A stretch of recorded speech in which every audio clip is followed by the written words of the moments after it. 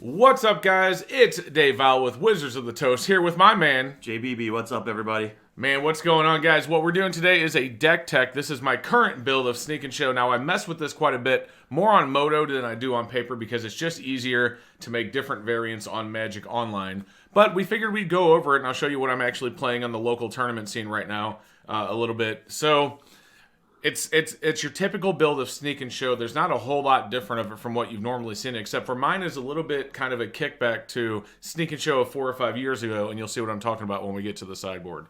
But essentially, with our mana base, we run 7 fetches, so we do have 4 Scalding Tarns and 3 Polluted Deltas. Obviously, we need to be able to fix our mana as well as we can.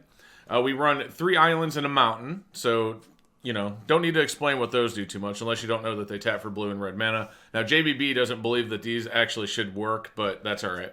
I mean, I'm not concerned about what the islands do. I'm concerned about what cards with island symbols on them do. That's fair. We run 2 volcanics. Now, a lot of builds run 3, but I'm running 2 because I am running a main deck Besiege You instead. Now, I know Besiege You doesn't tap for blue or red, but generally, you're going to have your red mana, very easily in this deck. It's not that big of a deal, whether it's, through a Lotus Petal to activate or pitching a Simian Spirit Guide. Now, if I were to ever pull the 2 Simian Spirit Guides from this build, I may look at adding a 3rd Volcanic, but for now, it works really well as far as the mana base is concerned. And of course, in a typical Sneak and Show build, you want to go off quick, so we do run 4 Lotus Petals, and then some builds run Simian Spirit Guides, some don't. I do run Simian Spirit Guides in mine, so we actually have 6 quick mana effects, the 4 Petals, and the 2 Spirit Guides. And the beautiful part about Spirit Guide is sometimes it's a surprise. You activate that sneak attack, they don't even realize that you have a red mana to activate it, and you're like, oh, I'm going to add red to my pool this way. Free spells are free spells, man. Exactly. Now, as far as other quick mana is concerned, we do run 3 Ancient Tombs and 2 City of Traders. This is a pretty typical, land build here with the 2 and 3 on that. And I'll tell you about City of Traders is it has come down in price lately, so if you guys are looking to pick some up, now is the time. Yeah, I lost my ass on those. That's all right. We do have an Intuition that we're running in here. So the Intuition is basically your 4th of Omniscience, Grizzlebrand, or Emrakul, or your 5th Show and Tell at times. Now, some people run 2, some people don't run any. I just run 1. I'm kind of in between. Intuition's a little bit slow for what this deck is trying to do, but sometimes you just need, to fill a slot. And so Intuition has come in clutch for me before. Now, this is an Omniscience Sneak Attack build. Some Sneak Attack Show and Tell decks don't actually run Omniscience. They'll just run 4 Show and Tell and 3 Sneak Attacks. But we're actually running 3 Omniscience. And I know some people say it's pronounced Omniscience, and that's totally okay with me. I say it's Omniscience. You could also say it's Omniscience. Whatever. My point is that you Show and Tell one of these babies into play, and unless they have a way to destroy it as a fast effect, and fast effect, I'm talking old school type 2, lingo here. But anyway, unless they have an instant to, destroy it while you're casting something, Omniscience is really clutch. You can put the Omniscience in play. Your next play before they even have a chance to respond is going to be Emrakul next turn. They blow it up in response. That's fine. You still have a next turn with an Emrakul on board. So if you Show and Tell Omniscience in the play, sometimes I've literally Show and Tell Omniscience in the play just so I could cast Ponder, Brainstorm, Preordain over and over until I find something. And it's also really good when you have a Grizzlebrand. So if you Omniscience cast Grizzlebrand, now you're going to draw 7 cards, and you're going to know you're casting every one of them if you need to. I'm not sure you got enough free spells in your deck, honestly. No, not enough. Well, not only do we have free spells, but the ones we have to pay for, we try and get them quicker, which is why we run Ancient Tomb. Right. Things like that. So, of course, any Show and Tell build is going to run 4 Show and Tells. That's a given. If you run any Show and Tell other than this version, other than Moto, because on Moto I don't care, you're wrong. Get the correct version. That is the best artwork ever. I think you're a little biased there. Slightly. I'm just kidding. You run whichever one you want.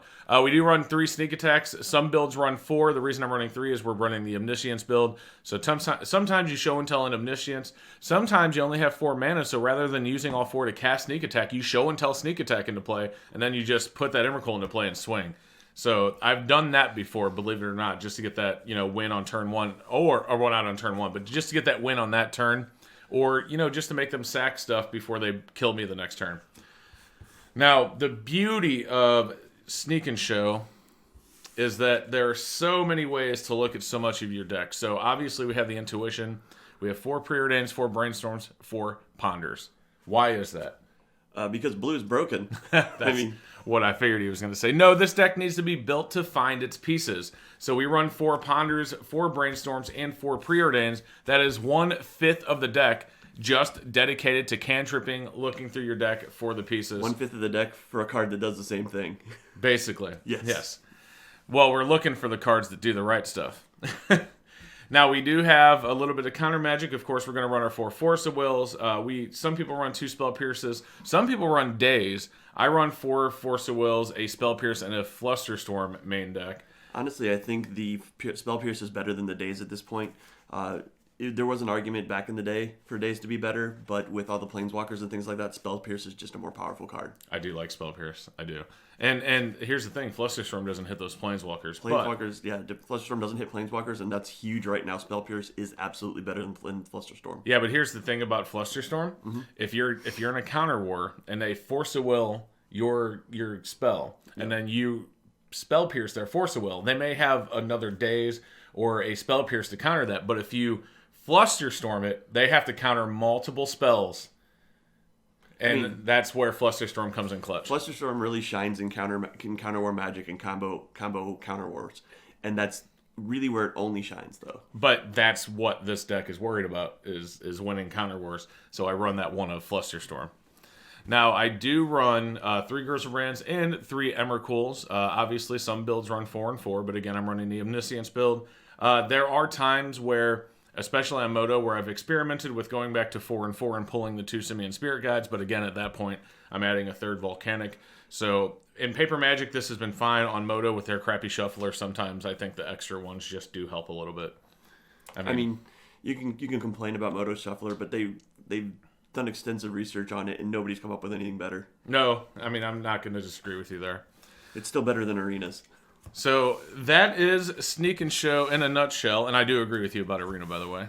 I know you do. Gorgeous, gorgeous deck. I love playing it. Now, for our sideboard, and excuse my reverse smokes, this is how I easily pull my sideboard cards back out of the deck, but we run a Grafdigger's Cage for multiple reasons. Obviously, Reanimator. Black-Red Reanimator is a thing right now. Grafdigger's Cage definitely helps with that. We run a Sorcerer's Spyglass because we hate Karakas and other things that might kill us.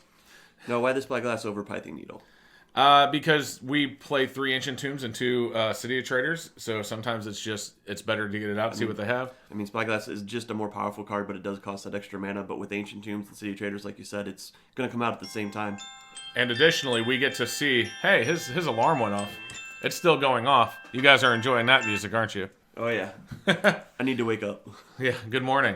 But no, Sorcerer Spyglass, the reason is because on top of the fact that I can turn off a Karakas or something going on like an Oko that I'm worried about, I can, and I'm not saying I'm worried about Oko, but I'm just giving an example. I can also see how much counter magic they have in their hand, which is very, very helpful because I do miss Gataxian Probe.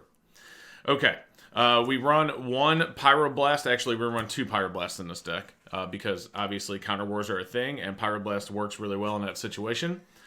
We also run 2 Blood Moons because turning off, those... Now, here's the thing about Blood Moon, by the way. It's not near strong right now just because a lot of people are playing Snowco and they're running a lot of basics, so Blood Moon doesn't come in very often. But against, lands builds and things like that.